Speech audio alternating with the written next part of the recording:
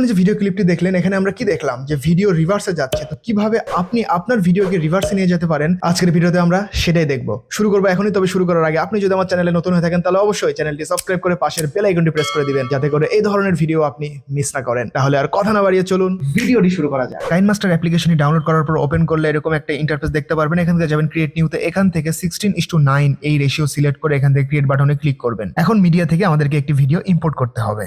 ওকে, আমাদের ভিডিওটি ইম্পোর্ট হয়ে গেছে। এরপর আমরা চলে আসবো প্রথমে এখানে আসার পর আমরা যে কাজটি করব, আমরা এখান থেকে চলে আসবো মাঝে। এখানে আসার পর স্প্লিট করবো, এর জন্য আমরা ক্লিক করব এই ভিডিও লেয়ারে, এখান থেকে যাবো স্প্লিট, এখান থেকে স্প্লিট। ওকে, এখন যে প্রথম ভিডিও ক্লিপটি রয়েছে এটাতে ক্লিক করব, এখান থেকে যাবো এই 3 ডট মেনুতে, এখান থেকে ডুপ্লিকেট। এরপর আমরা আবারও যাবো 3 ডট মেনুতে, এখান থেকে ডুপ্লিকেট।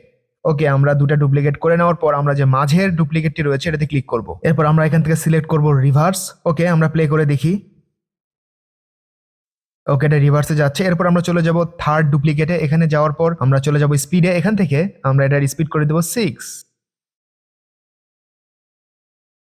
ওকে, আপনারা চাইলে এখানে ট্রানজিশনও অ্যাড করতে পারেন অথবা মিউজিকও অ্যাড করতে পারেন। তো আমি আমার ফাইনাল প্রোডাক্ট দেখাচ্ছি।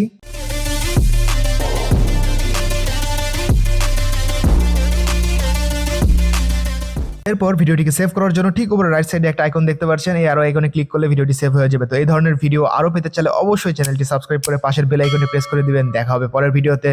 আল্লাহ হাফেজ।